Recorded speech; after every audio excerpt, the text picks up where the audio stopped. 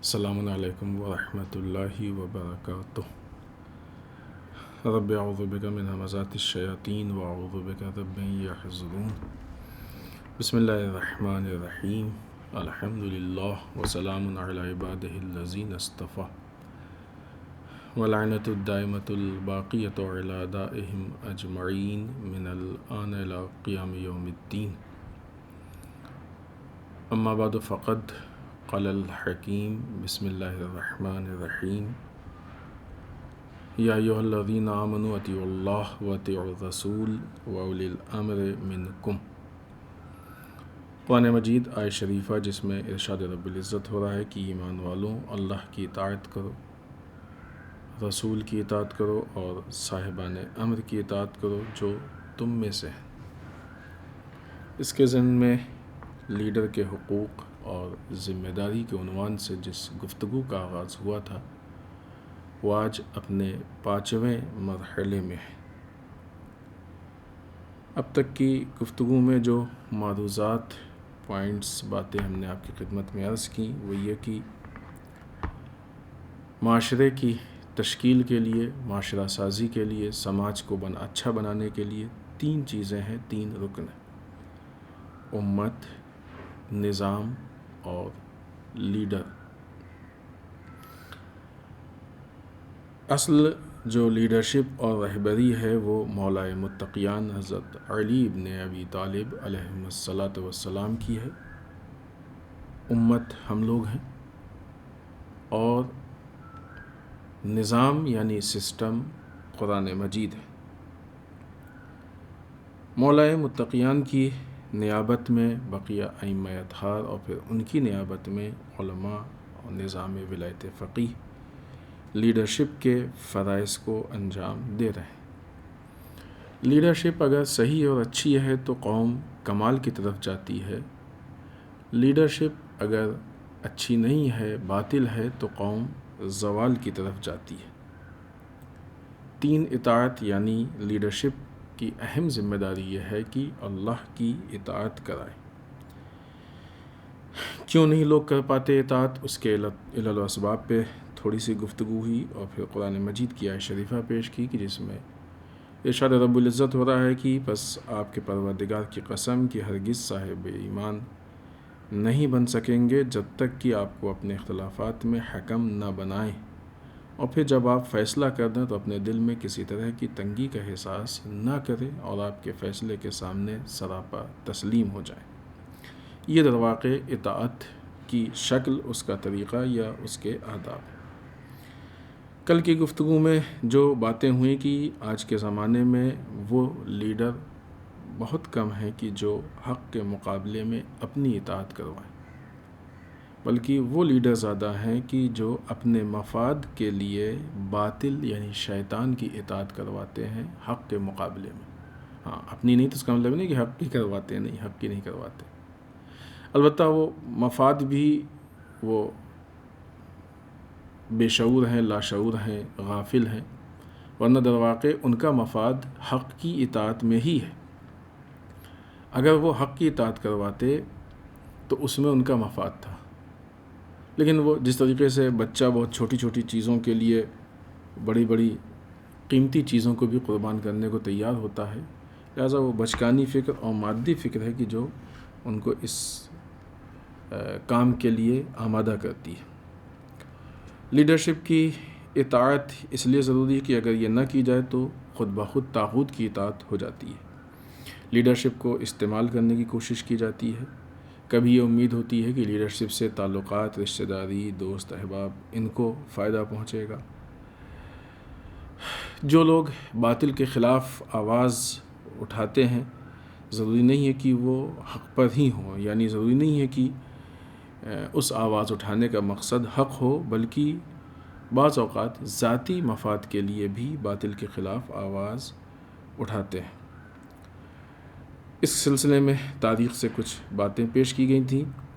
امام علی مولا کائنات حضرت علی ابن ابی طالب علیہ السلام نے بہت سی سازشوں کو توڑنے کے لیے کافی حکمت عملی سے کام لیا ہے، اور بہرحال وہ حکمت عملی کافی حد تک کامیاب رہی ہیں اور اس کی بنیاد پہ ایک کامیاب لیڈرشپ یا لیڈر کی شکل میں دنیا کے سامنے امام علی نے اپنی زندگی کو گزارا۔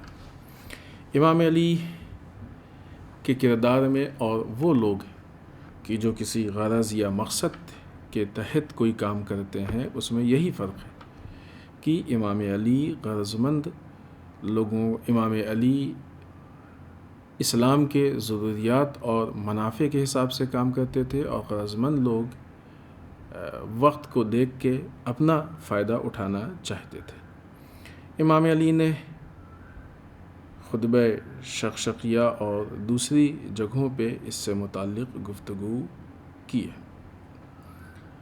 خوب، اس کے بعد ہم نے مولا کائنات کا ایک قول کہ جو خطبہ شقشقیہ کا جملہ ہے اس پہ گفتگو کی تھی اور وہیں پہ گفتگو ختم ہوئی تھی، جس میں مولا کائنات فرماتے ہیں کہ اگر لوگ میرے گرد جمع نہ ہوتے اور لوگوں کی طرف سے میری نصرت کا اعلان کرنے سے مجھ پر حجت تمام نہ ہوتی، اور اگر اللہ نے علماء سے یہ عہد و پیمان نہ لیا ہوتا کہ وہ ظالم کی شکم پوری اور مظلوم کی بھوک پر سکون سے اور قرار سے نہ بیٹھیں گے تو خلافت کی مہار اسی اونٹنی کے کوہان پر ڈال دیتا اور اس کے آخر کو اسی پیالے میں سیراب کرتا جس پیالے سے اس کے اول کو سیراب کیا تھا۔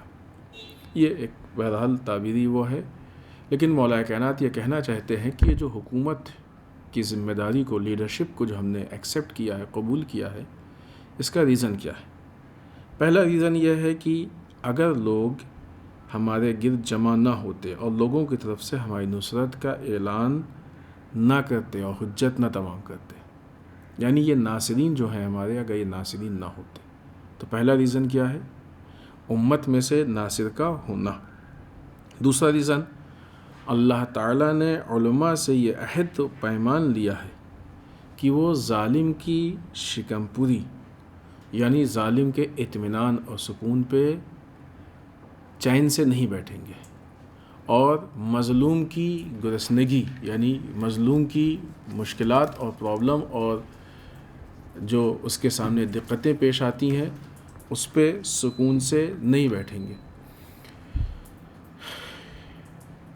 وہ لوگ کہ جن کے اندر صلاحیت ہے کہ وہ لیڈرشپ کے لیے آمادہ ہوں، یعنی اہل علم افراد کہ جو لیڈرشپ کے فرائض کو انجام دینا چاہیے، جنہیں ان کی یہ ذمہ داری ہے، یہ ذمہ داری امام بتا رہے ہیں کہ یہ چونکہ ہم سے یہ عہد لیا گیا ہے، ہماری یہ ذمہ داری طے کی گئی ہے، لہٰذا اس کام کے لیے ہم، البتہ امام علی نے حکومت کے جو اغراض و مقاصد بیان کیے ہیں وہ بعض اور ہیں، اور جو بہرحال اگر دیکھا جائے تو سب اصل وہیں پلٹتی ہے۔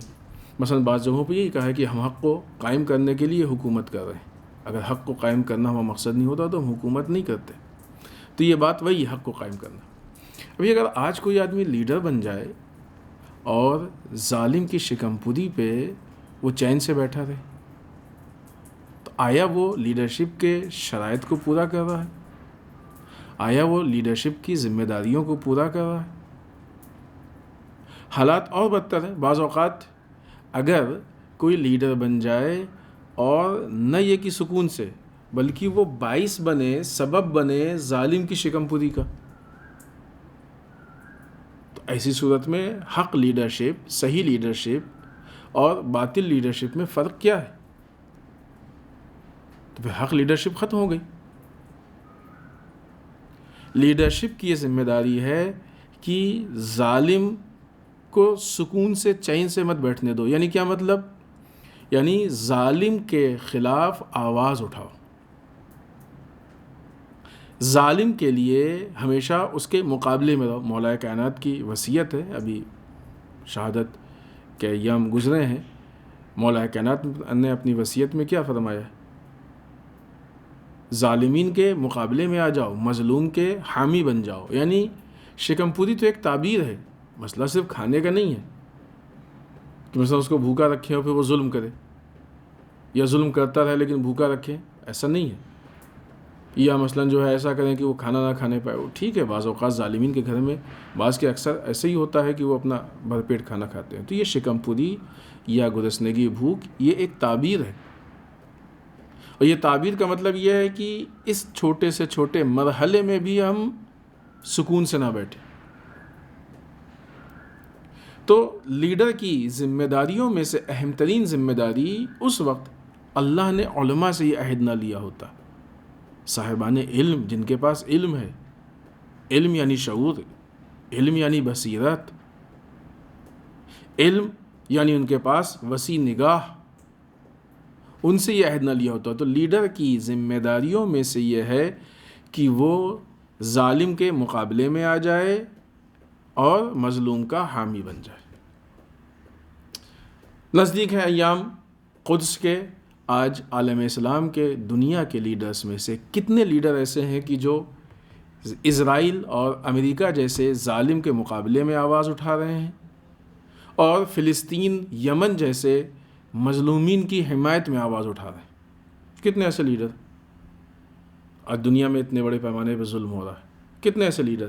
آج ہمارے ملک میں جو موجودہ حکومت ہے کسی نہ کسی بہانے سے مخصوص طبقوں پہ ظلم کر رہی.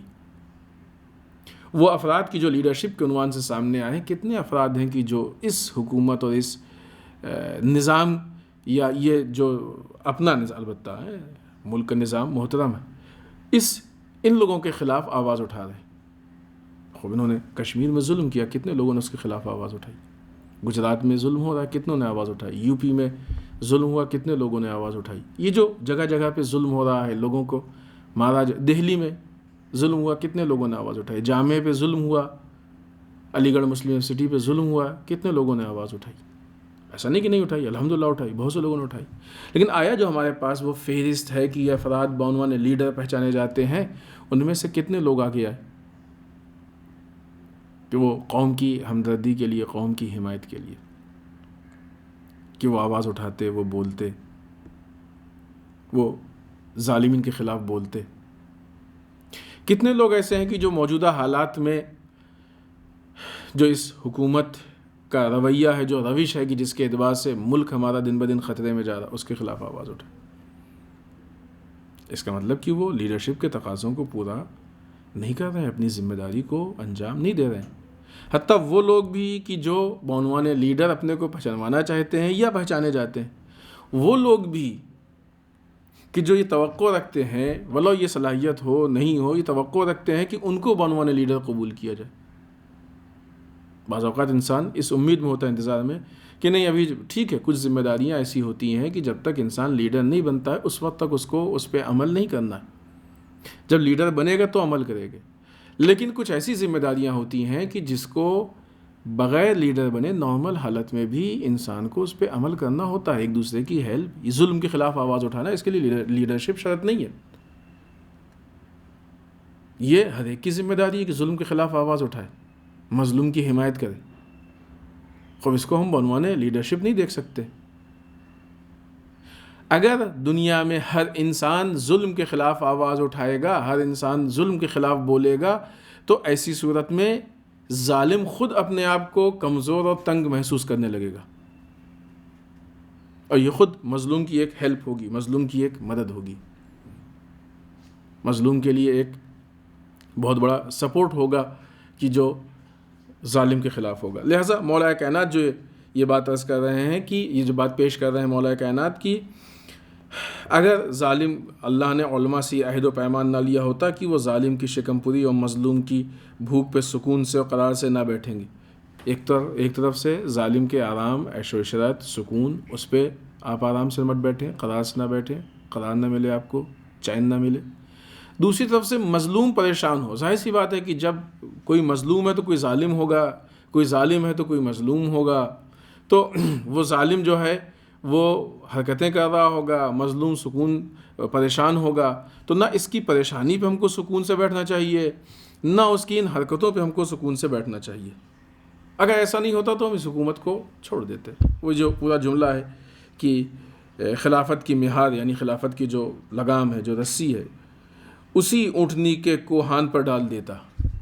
جو جس اونٹنی میں ہے یہ رسی اسی کے کوہان پہ، جو اونٹ کے پیچھے جو کوہان والا حصہ ہوتا ہے، ڈال دیتا، اور اس کے آخر کو اسی پیالے سے سیراب کر دیتا جس پیالے سے اول کو سیراب کیا تھا. یعنی جو اول نے ہم سے ہڑپ لیا تھا، جس سے وہ کھا پی رہا تھا، عیش کر رہا تھا، آخر بھی اسی سے جا کے عیش کرتا. ہم کو کیا حکومت سے لینا دینا، ہمیں حکومت سے دلچسپی نہیں ہے.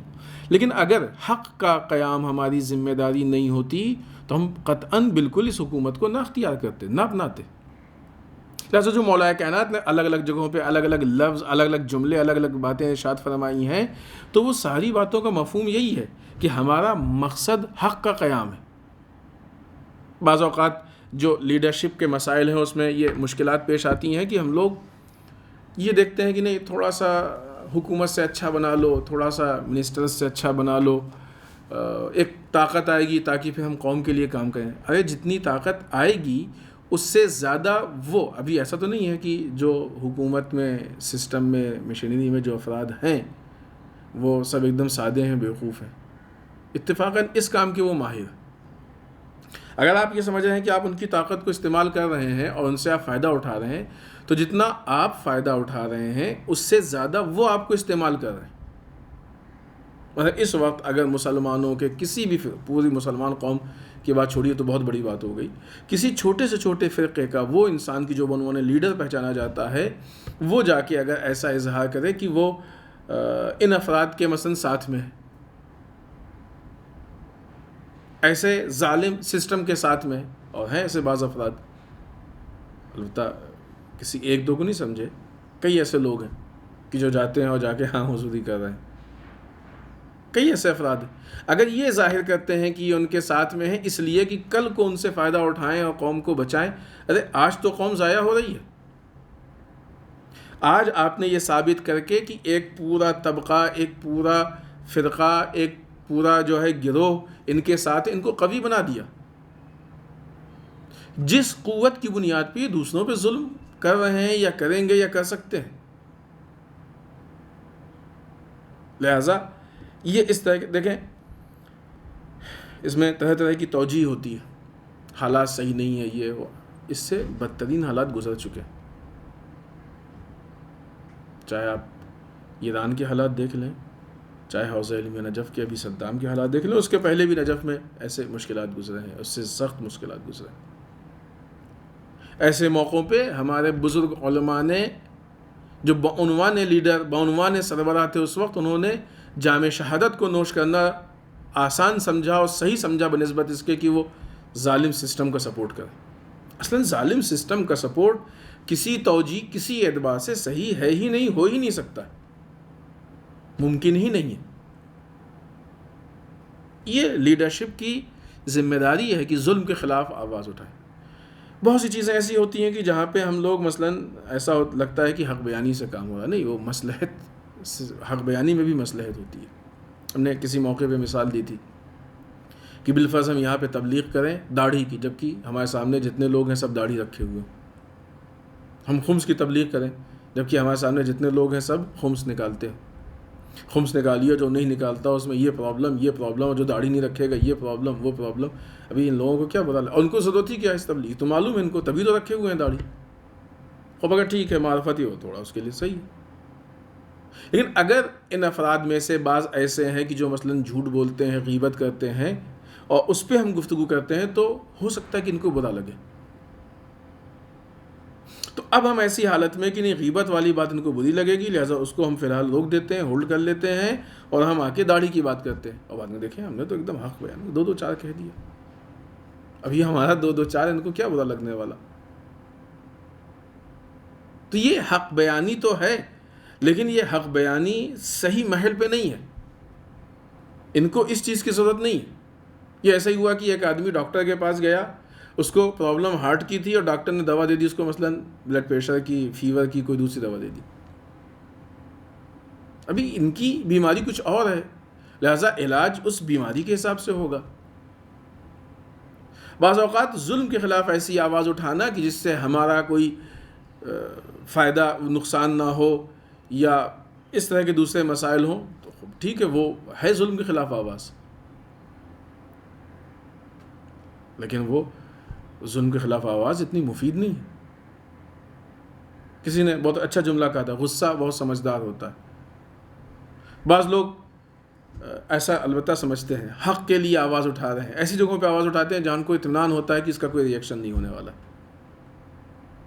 ہم کسی مخصوص فرد، کسی مخصوص شخص کی بات نہیں کر رہے، لیکن یہ موارد ہمارے یہاں پائے جاتے ہیں.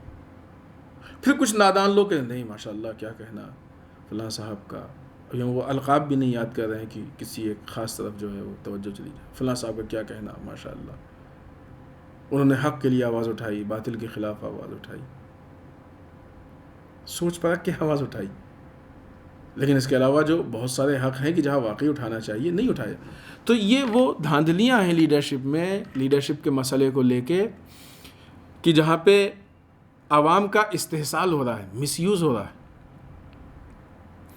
ہماری عوام کے اندر یہ شعور ہونا چاہیے کہ بات جب کوئی آدمی کچھ بول رہا ہے، کوئی بیان دے رہا ہے، اسٹیٹمنٹ دے رہا ہے، چاہے وہ تقریر میں ہو، چاہے وہ لکھ کے دے، چاہے نیوز پیپر میں آئے، چاہے جس شکل میں بھی ہو، ہم اس کو جانچیں پرکھیں، ہم اس کا پس منظر جاننے کی کوشش کریں کہ کس مقصد کے تحت بول رہا ہے، کیا بول رہا ہے، اس کے فائدے کیا ہیں، آیا واقعی دین کے لیے بول رہا ہے یا اس کا کچھ. دیکھیں وہ جو پچھلی باتیں اس سے مربوط ہیں. بات ہم نے ایک نقطہ ظاہراً کل کی ہی گفتگو میں عرض کیا تھا کہ ایک آدمی حق کی حمایت اس لیے نہیں کرتا ہے کہ اس کو حق کی حمایت کرنی ہے، بلکہ وہ اس سے اپنا ذاتی فائدہ اٹھانا چاہتا ہے. تو ہمارے اندر یہ شعور ہونا چاہیے کہ یہ بول رہا ہے تو کس پس منظر میں بول رہا ہے، کیا فائدہ اٹھانا چاہتا ہے اس سے. یہ چونکہ آج ہماری باؤنڈری اتنی لوز ہے، جگہ جگہ سے ٹوٹی ہوئی ہے، لہٰذا کوئی بھی دو جملے بول کے آ جاتا ہے. اور اتنا زیادہ ہماری قوم کا معیار گر گیا ہے کہ وہ افراد جن کے ہاں نہ علمی شعور، نہ فکری شعور، نہ ان کے ہاں سیاسی شعور، نہ کوئی شعور، نہ پڑھے لکھے، کچھ نہیں، حتیٰ بعض اوقات مذہبی ویلوز سے بھی کھلواڑ کرتے ہیں، اسلام کے بنیادی تقاضوں کو بھی نہیں پورا کر پاتے ہیں، پھر آ کے قوم انہی لوگوں پہ فخر کرنے لگتی ہے. اتنا معیار گر گیا. دیکھیں یہ ایک دم بہت بنیادی چیز ہے کہ اگر امت کو لیڈر اچھا چاہیے تو اپنے معیار کو بلند کرنا پڑے گا. آج امام زمانہ جل تعالیٰ فرجہ شریف کا ظہور کیوں نہیں ہو رہا؟ اس لیے کہ امت نے اپنے معیار کو پست کر دیا. ابھی اتنا بلند نہیں ہو پائے ہیں کہ ہم اپنے آپ کو اس لائق بنائیں کہ امام، وقت کے امام، ایک معصوم امام کی امت بن سکے. جب ہم اپنے معیار کو اتنا بلند کریں کہ ایک معصوم امام کی امت بن سکیں تو اس وقت پھر امام کا ظہور ہوگا. ایسے حالات میں وہ تحریکیں کہ جو ہماری امت کو غافل بنا رہی ہیں، یعنی انتظار فرج، انتظار امام زمان کا فلسفہ کیا ہے کہ امت اپنے معیار کو اتنا بلند کرے کہ ایک اچھے لیڈر کو ایکسیپٹ کر سکے. آج تو ہم دیکھتے ہیں کہ ہمارے جو غیر معصوم لیڈر ہیں، آج نظام ولایت فقیہ، نظام مرجعیت، آج بعض اوقات امت میں ایسے لوگ ہوتے ہیں کہ جو ان کی لیڈرشپ کو ایکسیپٹ نہیں کر پاتے، مخالفت کرتے ہیں، کرواتے ہیں. تو ایسی صورت میں پھر ہمارا معیار وہاں تک کیسے پہنچ سکتا ہے کہ ہم اپنے وقت کے امام کو بعنوان لیڈر قبول کر سکیں؟ جو امت نااہل لیڈر، یا یوں کہا جائے لیڈر نہیں، نااہل لوگوں کو، جاہلوں کو، یا جو بھی ہم نے پرابلمس بتائی ہیں کہ جن کے اندر سیاسی پرابلم ہو، جن کے اندر فکری پرابلم ہو، جن کے اندر علمی پرابلم ہو، جب ایسے ناکارہ لوگوں کو، ایسے بے دین لوگوں کو اگر بعنوان لیڈر ایکسیپٹ کر رہی ہے، قبول کر رہی ہے، تو یہ امت امام کو بعنوان لیڈر ایکسیپٹ نہیں کر سکتی. یہ بہت اہم مسئلہ ہے انتظار ظہور امام زمانہ جل تعالیٰ فرجہ شریف کے لیے اور بعنوان ناصر ہمارے اپنی آمادگی کے لیے. اگر ہم کسی نااہل کو، کسی ایسے انسان کو کہ جس میں فکری پرابلم ہے،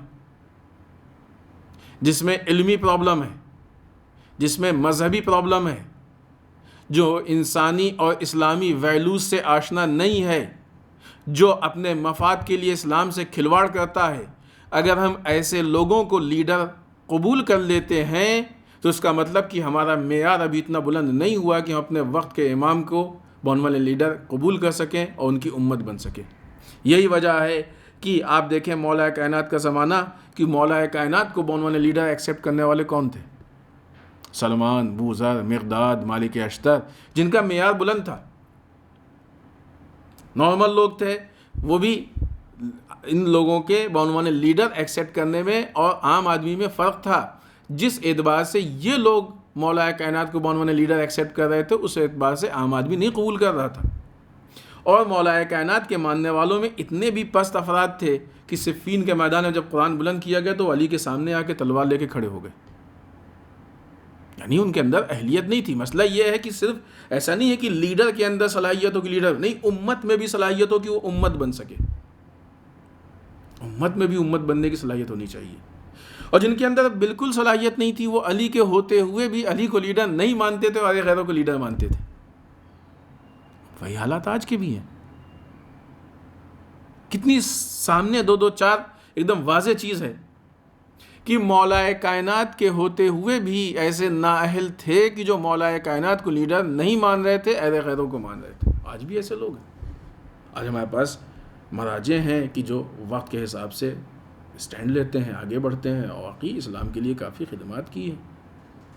سب سے بڑھ کے نظام ولایت فقیہ ہے کہ جو آج پوری دنیا کے استکباری طاقت، استعماری طاقت، اسلام دشمن سازشیں سب سے وہ اسلام کو بچائے ہوئے ہیں، یعنی ایک ڈھال شیلڈ کی حیثیت سے سامنے کھڑے ہوئے اپنی قوم کو بچا رہے ہیں، واقعی لیڈرشپ کے تقاضوں کو پورا کر رہے ہیں۔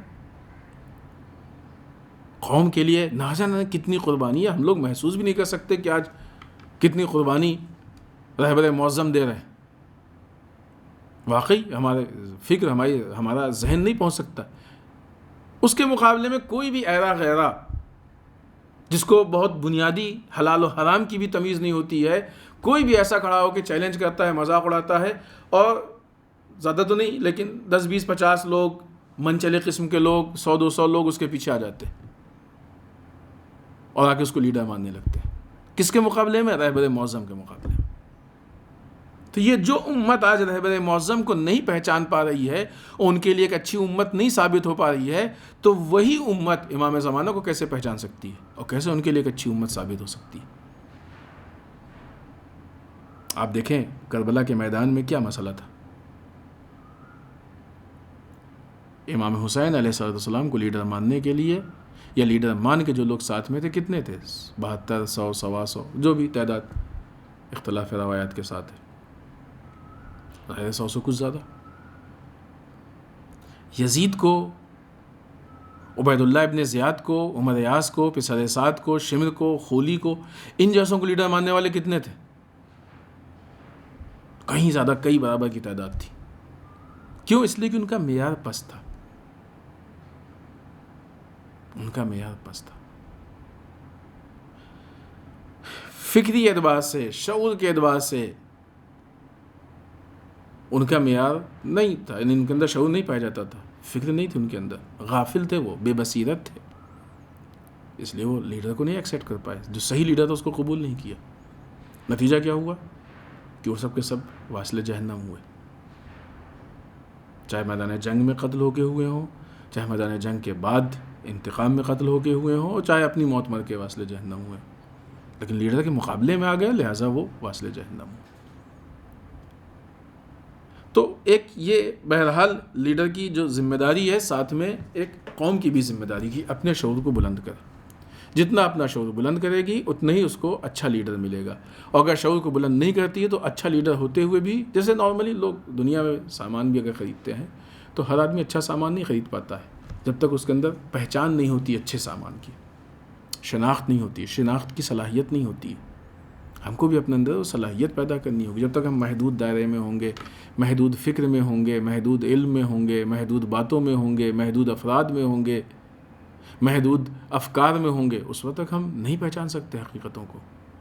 بہرحال یہ ایسا موضوع ہے کہ جو یعنی عملی اعتبار سے بہت سی جگہوں پہ دکھتا ہے اور بہت سے مسائل۔ لیڈرشپ یعنی ہر وہ انسان کی جو قوم کے کچھ افراد کو لیڈ کر رہا ہے، لے کے چل رہا ہے، چاہے وہ 150 کو لے کے چل رہا ہو اور چاہے وہ پوری قوم کو لے کے چل رہا ہو۔ تو یہاں پہ امت کو چاہیے کہ اپنے اندر وہ شعور پیدا کرے کہ اپنے معیار کو اتنا بلند کرے کہ واقعی لیڈر کو پہچانے، صحیح لیڈر کو پہچانے، ورنہ پھر وہ غلط لیڈر کے ہتھے پڑ جائے گی اور لیڈر اس کو استعمال کر کے اپنا الو سیدھا کر کے اور اس کو یوز کر کے پھینک دے گا۔ ہاں، اس کو اس کا کام نہیں، یوز کر کے اس کو پھینک دے گا۔ اس کو خالی یوز کیا جاتا ہے، یوز کر کے پھر وہ اپنے کو آگے لے جاتا ہے اور دوسرے مفاد اس سے فائدے اٹھاتا ہے۔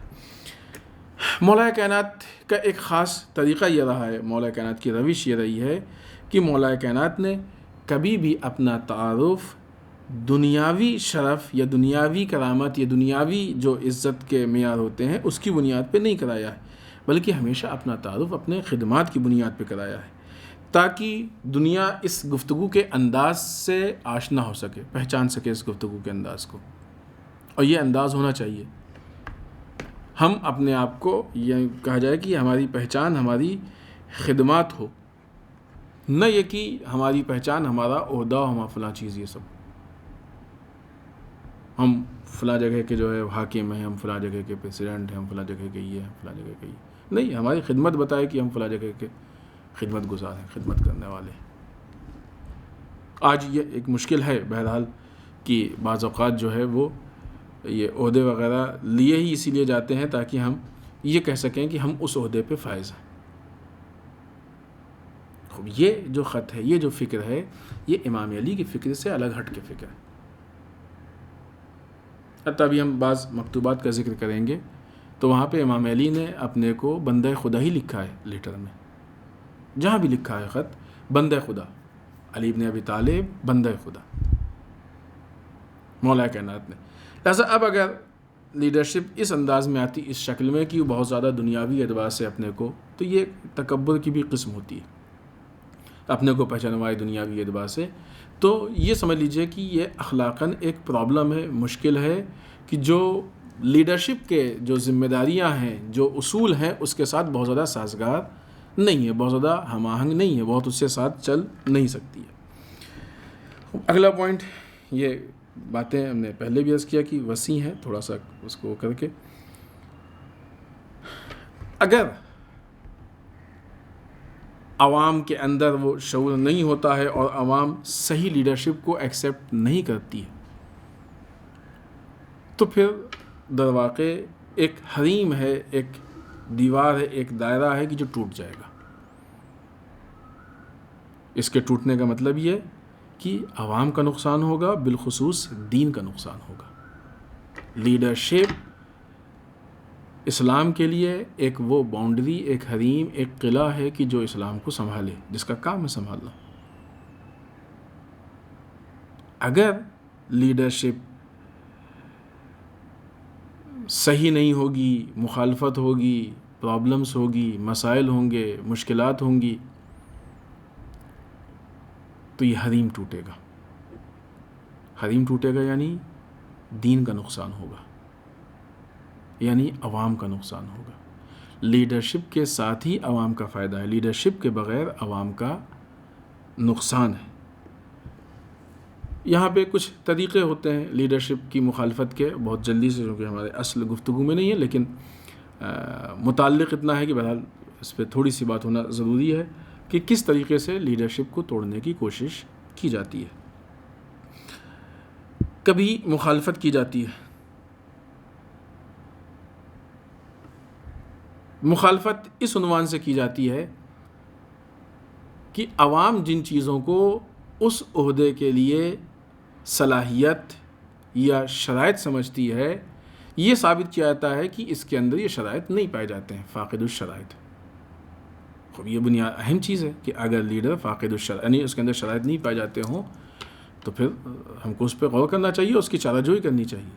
لیکن اس کا مطلب یہ نہیں کہ کوئی بھی کہہ دے فاقد الشرائط ہے تو ہم مان لیں، کہنے والے کا بھی تو کوئی معیار ہونا چاہیے۔ ہر غیرہ کہنے والے کا اپنا علمی معیار کیا ہے، کہنے والے کا فکری معیار کیا ہے، کہنے والے نے دین پہ کتنا کام کیا، اس کے اندر کتنی دین فہمی ہے۔ قرآن پہ کتنا، سسٹم کو کتنا سمجھا ہے، خود کتنا سسٹم کو فالو کر رہا ہے. تو بعض اوقات صحیح ہے، ابھی وہ صحیح والے پہلو پہ بھی انشاءاللہ گفتگو ہوگی، لیکن کئی مرتبہ ایسا ہوتا ہے کہ لیڈرشپ کے خلاف اس طرح کے الزامات یا افواہوں کے ذریعے سے اس کی مخالفت ہوتی ہے تاکہ وہ کمزور پڑے. افراد، اب ظاہر سی بات ہے ان کو اس سے مقصد نہیں کہ ہم کہیں تو سب سمجھ لیں، نہیں، ایک بات انہوں نے کہی 100 میں سے ہو سکتا ہے 5 لوگوں نے سمجھی، 2 لوگوں نے تو 2 لوگ 4 لوگ ٹوٹے، کم تو ہوئے، ان کو کوئی پرابلم نہیں. پھر اگلا حربہ لے کے آئیں گے، پھر ایک آدھ 2 کو توڑ لیں گے، پھر اگلا اٹیک کریں گے، پھر ایک آدھ 2 کو توڑ لیں گے. اس طریقے سے وہ، اسی لیے آپ دیکھیں کہ ہر زمانے میں لیڈرشپ کے خلاف ایک کوئی نیا پروپیگنڈا، نئی چیز، اور پھر کچھ وقت گزر جائے تو پھر وہی پرانی چیز گھوم کے پھر آ جاتی ہے، مخصوص میسج، مخصوص باتیں، مخصوص انداز. یہ لیڈرشپ کے بعض اوقات اس طرح کی باتیں پیش کی جاتی ہیں کہ نہیں تو کچھ کر ہی نہیں رہے ہیں، بیکار ہیں، فلاں کام ہونا چاہیے نہیں کیا، فلاں کام ہونا چاہیے نہیں کیا. یہ خود ایک وسیع گفتگو ہے اس پہ. حتیٰ ائمہ کے زمانے میں بھی اس طرح کی باتیں تھیں، لیکن آیا ہم نے دیکھا کہ اس وقت ائمہ کے پاس وسائل یا امکانات کتنے تھے؟ ہم کسی سے توقع یہ رکھتے ہیں کہ وہ ہمارے لیے سارے کام کرے، لیکن آیا اس کے پاس ان سارے کام کے لیے وسائل ہیں؟ اس بات پہ بہت زیادہ توجہ دینے کی ضرورت ہے اور اہمیت دی گئی ہے کہ بیت المال تم جا کے باطل طاقتوں کا، غلط طاقتوں کا مضبوط کر رہے ہو اور امید رکھتے ہو کہ مثلا امام آ کے تمہارے ہیلپ کریں اور تمہارا سپورٹ کریں اور تمہارے لیے سارے کام کریں. نہیں، بہت سارے کام ہوتے ہیں، اس کے لیے وسائل کی ضرورت ہے. تم نے بیت المال تو جا کے اس کا مضبوط کیا اور آ کے امید رکھتے ہو کہ ہم تمہاری خدمت کریں. ایسا کیسے ہو سکتا ہے؟ یہ بعنوان رنجش خدا نخواستہ اس عنوان سے نہیں ہے، البتہ ایسا نہیں کہ ہم یہ کہہ رہے ہیں کہ امام نے کہا، ہم ایک حالات کی تحلیل کر رہے ہیں. یہ رنجش کے عنوان سے نہیں ہے کہ اس کو دیا پیسہ تو اسی سے لو اور ہمارے پاس ہیں بھی امکانات تو ہم نہیں دیں گے، نہیں، اصلاً یہ مقصد نہیں ہے. مقصد یہ ہے کہ جب لیڈر کے پاس امکانات ہیں ہی نہیں تو پھر وہ بغیر امکانات کے کام کہاں سے کرے گا، بغیر وسائل کے کام کہاں سے کرے گا؟ جس کا سسٹم تم نے مضبوط کیا ہے، جس کے وسائل کو مضبوط کیا ہے، اصولاً اس سے تم کو امید رکھنی چاہیے، اور امید تم کسی اور سے رکھے ہو. تو بعض اوقات یہ بھی مخالفت ہوتی ہے کہ نہیں ہو رہا ہے، یہ ہو رہا ہے، وہ. بعض اوقات یہ بھی ہوتا ہے کہ مقابلے میں کسی شخصیت کو کھڑا کیا جاتا ہے اور اس کے کچھ کام ہوتے ہیں وہ ایسے کام کی جو عوامی اعتبار سے جو عوام اس پہ دلچسپی لے، پھر ایسے یعنی عوام پہ اثر انداز ہوتے ہیں. ایسے کام کو پیش کیا جاتا ہے کہ فلاں صاحب ماشاءاللہ کام کر رہے ہیں، بہت اچھا کام ہے. پھر ایسے افراد کو لا کے لیڈرشپ کے مقابلے میں کھڑا کیا جاتا ہے، تو اس سے بھی لیڈرشپ ٹوٹتی ہے. یہ جو موارد ہیں، ان موارد پہ الگ الگ تفصیل سے گفتگو کرنے کی ضرورت ہے کہ انسان ان موارد پہ گفتگو کرے، اس کی گہرائی میں جائے. یہ وہ بنیادی چیزیں ہیں کہ بعض اوقات ہو سکتا ہے کہ ہمیں کہیں سمجھ میں نہ آئے، سوء ظن ہو، اس کو حل کریں، لیکن اس کے حل کرنے سے ہمارے قومی مسائل حل ہوں گے، قومی کمال پایا جائے گا، قومی ترقی پائی جائے گی. لہذا بعض ایسے افراد ان کو استعمال کیا جاتا ہے کہ وہ لیڈرشپ کے، اور نہ یہ کہ مثلا ایسے آہستہ آہستہ اس کے لیڈرشپ کے مقابلے میں دوسری لیڈرشپ. خوب کچھ لوگ تو ایکسیپٹ کریں گے اس کو، جتنے ایکسیپٹ کریں گے اتنے ٹوٹ جائیں گے. اتنے ٹوٹنے کا مطلب کیا؟ یعنی اتنی ہم نے پرفیکٹ لیڈرشپ کو اس حد تک کمزور کر دیا اور اس باطل لیڈرشپ کو اس حد تک ہم نے مضبوط کیا. جتنے بھی اس طرح کے حالات ہیں جو ہم نے بعض مثالیں پیش کی ہیں، اس کے علاوہ اور دوسرے جو موارد ہیں، ان کا اثر کیا ہوتا ہے؟ لیڈرشپ کے مقابلے میں کسی کا آنا، یعنی سینٹرلائزیشن کا ٹوٹنا. لیڈرشپ میں سینٹرلائزیشن بہت اہم ہے. آپ دیکھیں کہ مولا کائنات حضرت علی بن ابی طالب علیہ السلام نے باطل لیڈرشپ کے مقابلے میں بھی اپنی حق لیڈرشپ کو نہیں پیش کیا. مقابلے میں اس عنوان سے کہ تم غلط ہو، یہ ہمارا عہدہ ہے، تم ہٹو، ہم کو جگہ پہ بیٹھنے دو. لیکن پیرلل میں سامنے مقابلے میں دوسری لیڈرشپ کو نہیں قائم کیا. کیوں؟ اس لیے کہ اس سے عوام دو حصوں میں تقسیم ہو جائے گی، سینٹرلائزیشن ٹوٹے گا. اور اتفاقاً یہاں سے یہ مزاج بھی پہچاننے میں آ جاتا ہے کہ حق لیڈرشپ کبھی بھی عوام کو توڑ کے حکومت نہیں کرتی ہے، بلکہ اپنے حق کو لے کے حکومت کرتی. اس کو اس بات پہ ذرا بھی دلچسپی نہیں ہے، بلکہ پسند نہیں ہے، بلکہ یہ بات اس بات سے اس کو تکلیف ہوتی ہے کہ عوام ٹوٹے. جو لوگ بھی آج معاشرے میں عوام کو توڑ کے اپنی بات چلا رہے ہیں، اپنی حکومت چلا رہے ہیں، اپنی لیڈرشپ چلا رہے ہیں، یہ جو ان کی سیرت ہے یہ امام علی کی سیرت نہیں، یہ امام علی کے خلاف سیرت ہے. دونوں زمانے گزرے ہیں امام علی کے حیات میں، آپ کی زندگی میں. وہ بھی وقت گزرا ہے کہ جب باطل لیڈرشپ آ گئی، امام علی کو چاہیے تھی اتنی ساری قربانی دی، کم قربانی نہیں دی. صدیقہ طاہرہ حضرت فاطمہ زہرا سلام اللہ علیہا نے اس کے بعد سے لے کے، یعنی رسول کی شہادت کے بعد سے اور جب سے یہ مسئلہ پیش ہوا، اپنی پوری زندگی اسی کے لیے پوری کوشش کی اور سارے مظالم برداشت کیے. لیکن ایک مرتبہ بھی یہ بات نہیں اٹھی کہ یہ علی چھوڑی، جب تلوار نکالی ان کو حتیٰ قتل کر کے بھی نہیں بیٹھے، کیونکہ ہماری عوام بڑھ جائے گی، سینٹرلائزیشن ٹوٹ جائے گا. دوسری طرف سے امام علی کے مقابلے میں ایسے افراد آئے کہ جنہوں نے امام علی کے مقابلے میں اپنی حکومت کو قائم کر لیا، اور قائم کر کے ایک پیرلل میں دوسری لیڈرشپ کھڑی کر لی، اور نتیجہ یہ ہوا کہ جنگ کے میدان میں آ گئے علی کے مقابلے میں. بولا یہ کہ پہلے ان کی حیثیت ایک گورنر کی تھی. آج کے زمانے میں حق لیڈرشپ کے مقابلے میں جو لوگ بھی اس طرح کی حرکتیں کرتے ہیں، اب آپ دیکھیں کہ تاریخ میں ان کا کردار کن لوگوں سے ملتا ہے. کہنا بہت آسان ہے کہ ہم نعوذ باللہ ہم رہبر معظم کو نہیں مانتے، ان کی لیڈرشپ نہیں. خوب مقابلے میں اگر آپ اپنی لیڈرشپ بنا رہے ہیں تو آپ کس کی سیرت پہ عمل کر رہے ہیں؟ بالفرض اگر آپ کی بات صحیح بھی ہے اور بالفرض فرض محال کہ رہبر معظم کی لیڈرشپ جو ہے وہ حق پہ نہیں ہے اور باطل پہ ہے، تو آپ دیکھیں کہ ایسے حالات میں امام علی کی کیا ذمہ داری تھی، امام علی کی کیا سیرت تھی، امام علی نے کن چیزوں پہ عمل کیا ہے، کس راستے پہ امام علی چلیں. ایکچولی یہاں پہ مسئلہ ہے کہ ہم کو اسلام سے کتنا لگاؤ ہے، کتنا درد ہے اسلام کا ہمارے دل میں. مسئلہ اس کا نہیں کہ کون افراد حکومت ہے، مسئلہ اس کا ہے کہ یہاں سے اسلام مینیج ہو رہا ہے. لہٰذا اگر یہ غلط حرکتیں کرتا ہے تو اسلام کو نقصان ہوگا. لہٰذا ان ساری قربانیوں کے بعد امام علی دربار میں جا کے ہیلپ کرتے تھے ایسے افراد کی، اور اتنی ہیلپ کی کہ سامنے والے کو کہنا پڑا کہ اگر علی نہ ہوتے تو ہم ہلاک ہو جاتے. یہ امام علی کی سیرت ہے باطل لیڈرشپ کے مقابلے میں.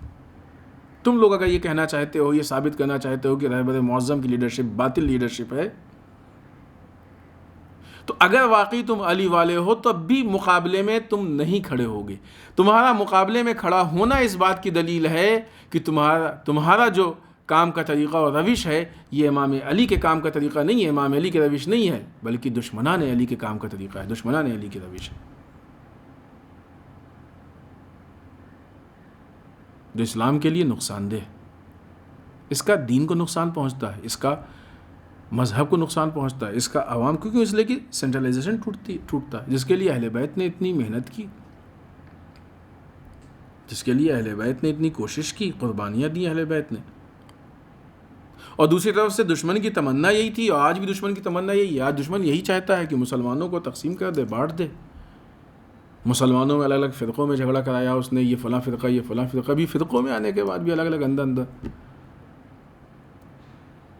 یہ فلاں فکر کو ماننے والے ہیں، فلاں فکر کو ماننے والے ہیں، چھوٹی چھوٹی باتوں پہ الگ الگ لوگ بٹے جا رہے ہیں. تو یہ دشمن کا کام ہے، دشمن کی سازش ہے، دشمن اس کام کو کرنا چاہتا ہے، اس راستے پہ چل رہا ہے دشمن. تم یہ کام کر کے دشمن کا ہتھیار بنتے ہو. یہ جو بھی افراد اس فکر پہ کام کرتے ہیں، اس راستے پہ کام کرتے ہیں، اسلام کی نصرت کا طریقہ یہ ہے کہ سینٹرلائزیشن کو باقی رکھے اور اس کے ساتھ ساتھ لیڈرشپ کو مضبوط کرے.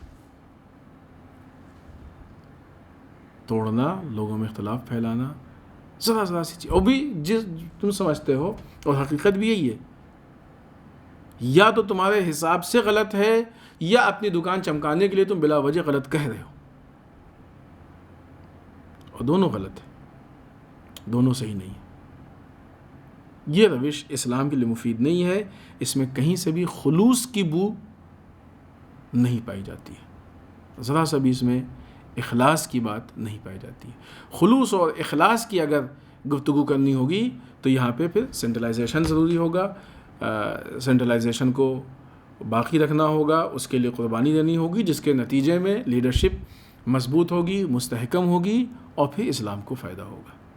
ہاں، اگر بنیادی اعتبار سے لیڈرشپ میں پرابلم ہے، مشکل ہے کہ ابھی بعض اصل جب ہم نے گفتگو شروع کی تھی تو ارادہ یہ تھا کہ 5 گفتگو میں اس بات کو ختم کر دیں گے، لیکن 5 گفتگو میں نہیں پہنچے، کسی جگہ تک نہیں پہنچے، البتہ مختصر.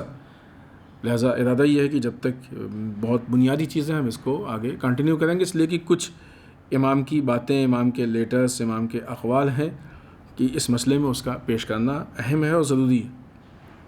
بس ہم اس بات کو کنٹینیو کریں گے. کچھ لیٹرز ہیں امام کے، مکتوبات ہیں، انشاءاللہ ان کو بھی ہمیں ایک ایک کر کے پیش کریں گے، تھوڑی اس کی وضاحت کریں گے. تو اس لیے یہ موضوع انشاءاللہ بھی چلے گا آگے، ابھی جب تک یہ بہت بنیادی چیزیں ہوں گی انشاءاللہ ہم اس کو کنٹینیو کریں گے. تو جب آگے گفتگو آئے گی تو وہاں پہ ایک تھوڑی سی گفتگو یہ بھی ہے. ایسا نہیں ہے کہ مثلاً اس اعتبار سے ہم ایک دم آزاد چھوڑ دیا گیا ہے کہ اگر ایک آدمی لیڈر بن جائے تو پھر جو بھی کرے پھر ہم کو مخالفت نہیں. اس کا ایک طریقہ ہے، ایک اصول ہے. اگر آج رہبر معظم کی لیڈرشپ کا لے کے مسئلہ ہے تو آج ایک بہت بڑی تعداد ہے مجتہدین کی کہ جو رہبر معظم پہ نظر رکھے ہوئے ہیں کہ کہیں سے کوئی غلطی نہ ہو جائے. سسٹم بننا چاہیے، جب تک سسٹم نہیں ہوگا اس وقت تک یہ چیزیں. اب ایسے حالات میں کہ جہاں پہ اتنے سارے مجتہد، البتہ وہ جماعت سے ہٹ کے بھی بہت سے آیات اعظام ہیں کہ جن کی نظر اس پہ ہے اور یقیناً ان کو اپنی ذمہ داری کا بھی احساس ہے، تو اگر سب دیکھ لیں تو 100 سے اوپر تعداد پہنچ جائے گی. جہاں پہ سینکڑوں اہل علم بابصیرت لوگ نظر رکھے ہوئے ہیں، وہاں پہ کوئی ایک چھوٹا سا انسان کھڑا ہوتا ہے جاہل قسم کا. ٹھیک ہے، بعض لوگ اس کو پڑھا لکھا سمجھتے ہیں، ان کی غلط فہمی ہے. بے دین قسم کا انسان کوئی بھی کھڑا ہوتا ہے کہیں سے بھی، کسی بھی جگہ سے، اور آگے کا سوال اٹھاتا ہے رہبر معظم پہ. خوب اس کی پہلے اوقات تو پہچانو. اکثر اس میں ہوتے ہی ایسے ہیں کہ جن کا علم دین یا دین سے بہت زیادہ لگاؤ بھی نہیں ہوتا ہے. یہ ایک الگ پرابلم ہے، البتہ اس کو ہم نہیں ٹچ کریں گے کیونکہ اس کا تعلق ہمارے موضوع سے نہیں ہے. بہت سارے لوگ ہیں کہ جن کو واقعی علم دین کی بہت بنیاد نہیں معلوم ہے اور گھس جاتے ہیں دین میں اور اپنے کو کسی عالم اور روحانی کی طریقے سے پیسنٹ کرنا شروع کر دیتے ہیں. ابا خبا بعض اوقات ہمامہ بھی پہن لیتے ہیں اور پھر اس کے بعد اپنے کو ایسا جتاتے ہیں کہ عالم ہے، پھر عالم جیسی بات کرتے ہیں. یہ لوگ قوم کے لیے نقصان دہ ہیں. یہ ویسے ہی ہے کہ جیسے کوئی آدمی میڈیکل سائنس نہیں پڑھے ہوئے اور لوگوں کا علاج کرنے لگے، کتنا نقصان دہ ثابت ہوگا. ویسے یہ لوگ ہیں کہ جو پڑھے لکھے نہیں ہیں اور بعض لباس روحانی سے بھی استفادہ کرتے ہیں، اس کو پہن لیتے ہیں. تو ایک طرح کا دھوکہ ہے، یہ فریب ہے. یہ تو ایسا دھوکے باز انسان، فریب کار انسان کیسے کسی کو ہیلپ کر سکتا ہے، کیسے کسی کو فائدہ پہنچا سکتا ہے. خوب، آج کی اپنی گفتگو کو ہم سمیٹیں.